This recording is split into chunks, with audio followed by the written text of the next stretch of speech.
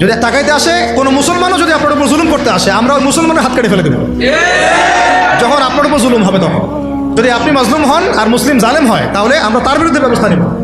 এটা হচ্ছে জিম্মাদারি। এরা দেখলাম যে এতটুকু বোঝে না। আমাদের একটা স্ট্যাটাস নিয়ে দেখলাম ভারতীয় একটা মিডিয়া এইসব অপপ্রচার চালাইছে আর কি, যে উনি বলছে যে অমুসলিমদেরকে জিম্মায় নিয়ে চলে আসবে। আরে ভাই, জিম্মা তো ভালো শব্দ।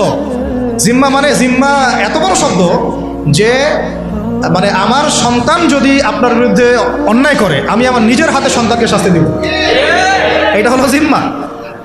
যাই হোক, এটা তারা বুঝে না। এটা তাদের জন্যে না, এই সালাত এবং যাকাতের বিষয়টা কাদের জন্য না? মুসলিমদের জন্য। অমুসলিমদের জন্য এটা নয়।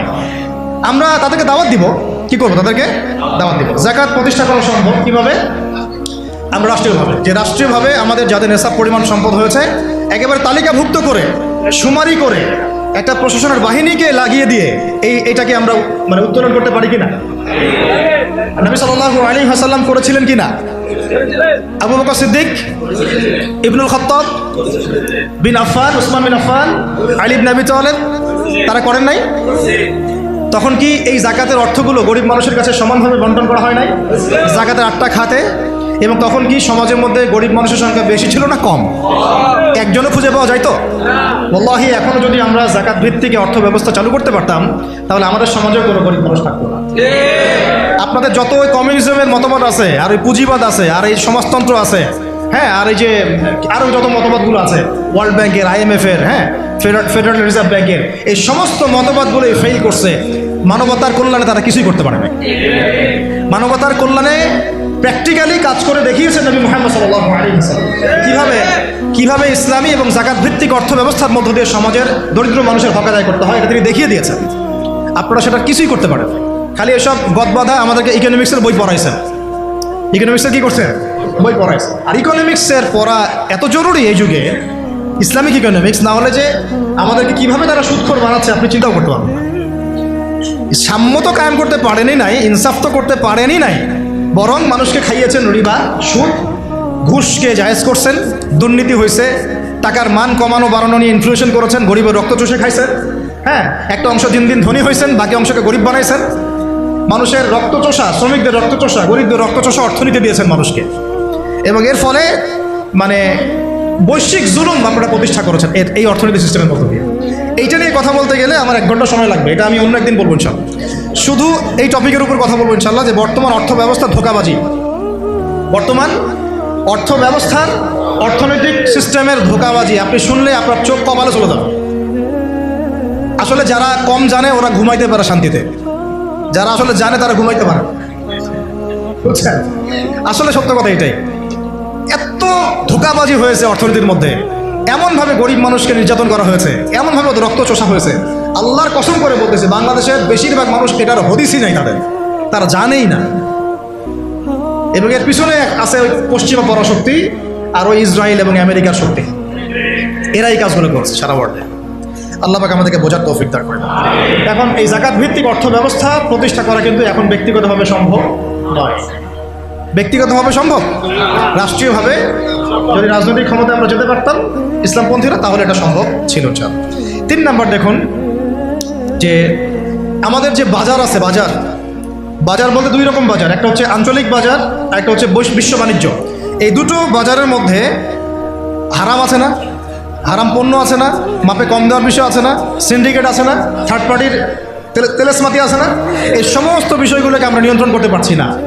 কিন্তু ইসলামী অর্থ ব্যবস্থা থাকলে বা ইসলামী বাজার ব্যবস্থা থাকলে, ইসলামিক যদি আমরা কী বল সাম্যের ইকোনমি যদি আমাদের সামনে থাকতো, তাহলে আমরা এই প্রত্যেকটা হারামকে বন্ধ করতে পারতাম ইনশাআল্লাহ। আমরা এই মজুদদারিগুলো বন্ধ করতে পারতাম, আমরা সিন্ডিকেট বন্ধ করতে পারতাম, আমরা এই যে ইনফ্লেশন বন্ধ করতে পারতাম, আমরা এই বাজারের যে জুলুমগুলা, দুর্নীতিগুলো, এগুলো বন্ধ করতে পারতাম।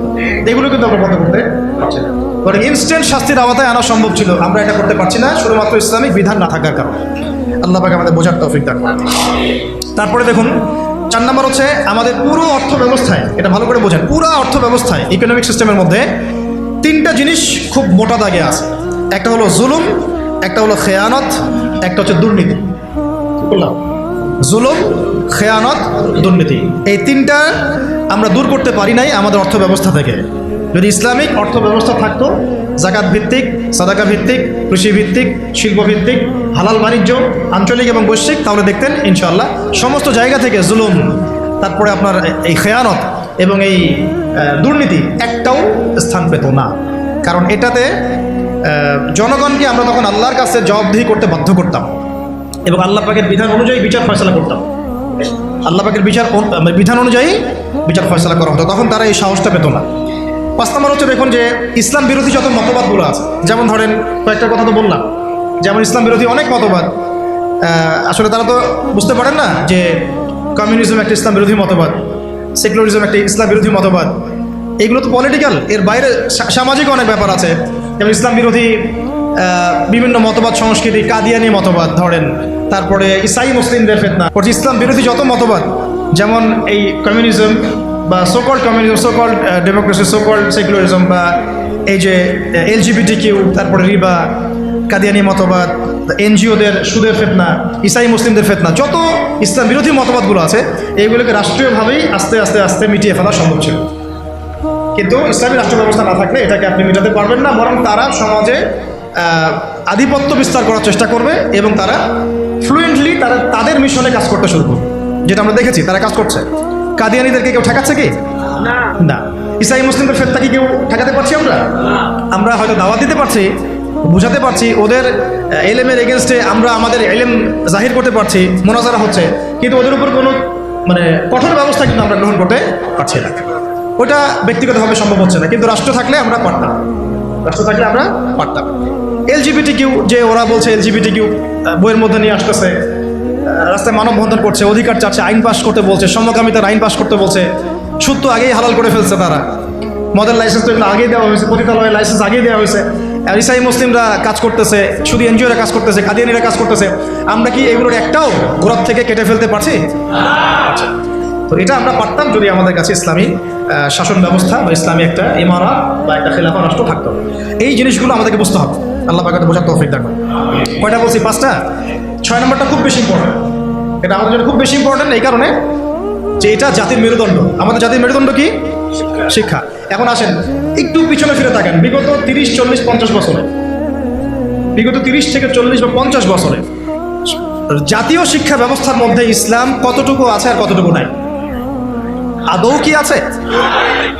জাতীয় শিক্ষা ব্যবস্থা, আমি কিন্তু মাদ্রাসা শিক্ষার কথা বলছি না। আচ্ছা, মাদ্রাসা শিক্ষা ব্যবস্থা প্রণয়ন করতে হলো কেন? কারণ জাতীয় শিক্ষা ব্যবস্থার মধ্যে ইসলাম নাই, তাই মাদ্রাসাগুলো না থাকলে তো ইসলাম মিটাই ফেলতো তারা। মাদ্রাসাগুলো না থাকলে কি করতো? ইসলাম মিটাই ফেলতো। তো মাদ্রাসার খেদমত তো একটা স্রোত। আমার দেশের 80%, 90% মানুষ মুসলিম, কোটি কোটি ছেলে মেয়ে স্কুলে পড়াশোনা করে, কলেজে পড়াশোনা করে, ইউনিভার্সিটিতে পড়াশোনা করে। আচ্ছা, তাদের কি মৌলিক অধিকার না যে তারা প্রাইমারি স্কুলে কোরআন শিখবে, হাই স্কুলে তারা অন্তত আরবিটা শিখবে, ফরজে আইনের জ্ঞান জানবে, হাদিস শিখবে, সিরাত শিখবে, কোরআন অনুবাদ করতে পারবে বা কোরআনের তাফসীর করতে পারবে, অথবা তারা ফিকহ বা উসুলের জ্ঞানগুলো অর্জন করবে, মুফতি হবে, মুহাদ্দিস হবে, মুফাসসির হবে। এই অধিকার কি আমাদের এই কোটি কোটি ছেলের নাই, মেয়েদের নাই? আমরা শিক্ষাকে একদম সেকুলার করে ফেলছি। শিক্ষা ব্যবস্থার মধ্যে ইসলাম আনা যাবে না, ঠিক যেমন রাষ্ট্র ব্যবস্থার মধ্যে ইসলাম আনা যাবে না, অর্থনীতির মধ্যে ইসলাম আনা যাবে না, ঠিক ওই রকমই শিক্ষা ব্যবস্থার মধ্যেও ইসলাম আনা যাবে না। এই কনসেপ্টটাই আমরা আমাদের জাতিকে দীর্ঘদিন যুগের পর যুগ অন্ধকারে রাখছি। এই জন্য দেখা যায় একজন এমপি সাহেব কোরআন তেলাওয়াত করতে পারে না, একজন BCS ক্যাডার সূরা ফাতিহা পড়তে পারে না, একজন বুদ্ধিজীবী টকশো ফড়াই ফেলতেছে, একদম টকশো থেকে একদম কি একটা অবস্থা, টেবিল থাপড়ায় থাপড়ায় কথা বলছে, কিন্তু এদিকে সে ওযুর ফরজ বলতে পারে না। হ্যাঁ, এইভাবে আমরা আমাদের সমাজটাকে একদম ধ্বংস করে ফেলছি। এই জায়গায় কথা বলতে গেলে আমি একটু উত্তেজিত হয়ে পড়ি। আমরা আমাদের সমাজের শিক্ষাটাকে একদম ধ্বংস করে ফেলছি, একেবারে ধ্বংস করে ফেলছি। আমাদের আর্মি অফিসারদের কি এই অধিকার ছিল না যে তারা কোরআনে হাফেজ হবেন, তারা মুহাদ্দিস হতে পারবেন, মুফতি হতে পারবেন? হ্যাঁ, নবী সাল্লাল্লাহু আলাইহি ওয়াসাল্লামের যুগে যারা front line soldier, front line মুজাহিদ, তারা কি মুফতি ছিলেন না, মুহাদ্দিস ছিলেন না, কারি ছিলেন না, হাফেজ ছিলেন না? তাহলে আমাদের তো তারা ফ্রন্ট লাইন যোদ্ধা, তাদের মধ্যে কয়জন হাফেজ, কয়জন আলেম, কয়জন কারি, কয়জন মুফতি, কয়জন মুহাদ্দিস? অথচ তাদেরকে এগুলো শিখতে দেওয়া হয় নাই। কারণ তারা এগুলো শিখে যদি আবার আল্লাহর পথে ফিরে আসে, তারাই যদি আবার ইসলামী রাষ্ট্রের কথা বলে। র্যাবের ভাইদের অধিকার ছিল না? পুলিশের ভাইদের অধিকার ছিল না? আমাদের বিজিবির ভাইদের অধিকার নাই? সবার অধিকার ছিল। বুদ্ধিজীবীদের, আমাদের ব্যবসায়ীদের, আমাদের যে আওয়াম জনগণ যারা, সবার অধিকার ছিল না? এই যে তোমরা যারা general student, general line student, তোমাদের অধিকার ছিল না? শিখতে দেওয়া হয় নাই। কিন্তু আমরা তাদেরকে মেসেজ দিতে চাই যে আপনাদের এটা শেখার পূর্ণ অধিকার আছে, এবং আপনারা যদি এগুলো শিখে আল্লাহকে চিনতে শিখেন, রাসূলকে চিনতে শিখেন, এবং ইসলামিক রাষ্ট্রের গুরুত্ব তাৎপর্য বুঝতে শিখেন, আল্লাহ পাক আপনাদেরকে এই যুগের খালিদ আর ওমর বানাই দেবেন ইনশাআল্লাহ। এবং আপনারাই ইনশাআল্লাহ আজ হোক আর কাল হোক আপনারাই বলবেন যে এই রাষ্ট্রটা যেন ইসলামী রাষ্ট্র হয়। যখন আপনারা দেখতে থাকবেন, বুঝতে থাকবেন যে হ্যাঁ কত জুলুমের শিকার হচ্ছি আমরা, আর ইসলামী রাষ্ট্র না থাকার কারণে আমরা কিভাবে বঞ্চিত হয়েছি, বৈষম্যের শিকার হয়েছে, তখন আপনারা নিজেরাই ইনশাআল্লাহ তাআলা দাওয়াত এবং জিহাদের মধ্য দিয়ে এই বাংলার মধ্যেই আপনারা ইসলামী রাষ্ট্র কায়েম করবেন ইনশাআল্লাহ। আমরা দোয়া করি যেন আমাদের এই ভাইদেরকে আল্লাহ হিদায়াত দান করেন। ঠিক আছে? এখন এই শিক্ষা ব্যবস্থার সংস্কার ব্যক্তিগতভাবে কি সম্ভব? ব্যক্তিগতভাবে আপনি হয়তো একটা স্কুল করলেন, ওই যে আমি বললাম যে আমি একটা প্রতিষ্ঠান করেছি, আপনি একটা মাদ্রাসা করেছেন, উনি একটা মক্তব করেছেন, উনি একটা স্কুল করেছেন, কলেজ করেছেন, এই পর্যায়ে পৌঁছতে থাকবেন। তারপরেও এখানে তো কিছুটা খেদমত করার সুযোগ আমাদের আছে, বাকি ক্ষেত্রগুলো তো একেবারেই বন্ধ করে দিয়েছে, তাই না? আর একটু ভেবে দেখেন, একটু চোখ বন্ধ করে ভেবে দেখেন, যদি ইসলামী রাষ্ট্র ব্যবস্থা থাকতো, ইসলামী গভর্নমেন্ট থাকতো, তাহলে কত চমৎকার শিক্ষা ব্যবস্থা থাকতো, কত চমৎকার হতো প্রাইমারি স্কুলগুলো। প্রত্যেকটা প্রাইমারি স্কুল হয়ে যেত একটা মাদ্রাসার মতো, কত সুন্দর হতো আমাদের হাই স্কুলগুলো, আমাদের ইউনিভার্সিটিগুলো। থাকতো না কোনো ফ্রি মিক্সিং, থাকতো না কোনো নারী পুরুষের অবাধ মেলামেশা, থাকতো না কোনো অপরাজনীতি, থাকতো না কোনো জুলুম, আবরারকে এভাবে পিটায় হত্যা করার সুযোগ হতো না কারো, হ্যাঁ হতো? থাকতো না কোনো, আর কি বলবো, হ্যাঁ বেপরদামি, বেহায়ামি, এগুলো থাকতো না। তো আল্লাহ পাক আমাদেরকে ইসলামী শিক্ষা ব্যবস্থার দিকে জাতিকে নিয়ে যাওয়ার তৌফিক দান করবেন। আর এটা না থাকলে কি হবে? না থাকলে দিন বিবর্জিত শিক্ষা ব্যবস্থা চালু করা হবে, যেটা চালু করা হয়েছে। 7 নম্বর হচ্ছে, যদি আমরা ইসলামিক রাষ্ট্র গঠন করতে পারতাম তাহলে ব্যাপকভাবে মসজিদ, মাদ্রাসা, ইসলামিক সেন্টার, হ্যাঁ, তারপরে ইসলামিক বিশ্ববিদ্যালয়, একদম আল আজহারের মতো, মদিনা বিশ্ববিদ্যালয়ের মতো, দারুল উলুম দেওবন্দের আদলে অনেক বড় বড় প্রতিষ্ঠান আমরা দেশের মধ্যে করতে পারতাম। বাইরের কান্ট্রিগুলো থেকে স্টুডেন্টরা এসে আমার দেশে পড়াশোনা করে, কিন্তু এটা কি আমরা কিন্তু করতে পারি না। বরং উল্টা দেখবেন, যদি এটা না থাকে তাহলে কি হচ্ছে, ব্যক্তিগত পর্যায়ে আপনাকে কাজ করতে হবে। এছাড়া বরং আমরা এমন একটা অবস্থা চলে যাবো যে অন্যের কাছে হাত পাততে হবে আমাদেরকে একটা প্রতিষ্ঠান করার জন্য। আর রাষ্ট্র থাকলে রাষ্ট্রই দায়িত্ব নিত। টিচারদের বেতন দিবে রাষ্ট্র, ওস্তাদদের বেতন দিবে রাষ্ট্র, ইমাম সাহেবদের বেতন দিবে রাষ্ট্র, তাদেরকে গাড়ি দেওয়া হবে, তাদেরকে ফ্ল্যাট দেওয়া হবে, তাদের তো অধিকার আছে, তাদেরকে রেশন দেওয়া হবে, তাদেরকে দেশের সম্পদ হিসেবে গড়ে তোলা হবে, এবং জাতির আকীদা আমলের সংস্কারের জন্য তাদেরকে রাষ্ট্র কাজে লাগাবে। বরং রাষ্ট্র একটা গঠনমূলক সিলেবাস প্রণয়ন করবে, যেটা পড়লে সবার মধ্যে যে মিসকনসেপশনসগুলো দূর হয়ে যাবে। সম্ভব ছিল? হয় নাই। আচ্ছা, এরপরে আসেন 8 নম্বর হচ্ছে যে আমাদের দেশের একটা অন্যতম গুরুত্বপূর্ণ ক্ষেত্র হচ্ছে কৃষি এবং শিল্প, তাই না? কৃষি এবং শিল্প। তো কৃষি এবং শিল্পের মধ্যে দুর্নীতি হয় নাই? কম না বেশি? তো এই দুইটা সেক্টর এত বেশি গুরুত্বপূর্ণ, যেটা রাষ্ট্রের অর্থনীতি গড়ার মূল কারিগর বলা যায়। তো এই কৃষি এবং শিল্পের সমস্ত দুর্নীতিকে বন্ধ করা সম্ভব ছিল যদি ইসলামী রাষ্ট্র ব্যবস্থা থাকতো, যেটা আমরা করতে পারি নাই। কৃষক ভাইদেরকে অধিকার দেওয়া হয় নাই। যে পণ্যটার দাম এখানে 100 টাকা, দেখবেন সেই বেচারা বিক্রি করছে 10 টাকায়। কৃষকের সাথে সরাসরি সরকারের সম্পর্ক নেই, মাঝখানে বহু থার্ড পার্টি আছে, তাহলে ওদের উপর জুলুম হচ্ছে না? যে শ্রমিকের আপনি গার্মেন্টসের বেতন দিচ্ছেন 10,000 টাকা, 12,000 টাকা, এই পণ্যগুলোকে এক্সপোর্ট করে তারা কোটি কোটি টাকার বিজনেস করছে। তো তাদের এবং রাষ্ট্রের মাঝখানে একটা কি আছে, মধ্যস্থতা করার একটা মাঝখানে থার্ড পার্টি আছে। এই মাঝখানে অনেক টাকা পয়সা গায়েব হয়ে যাচ্ছে একবার উপরে।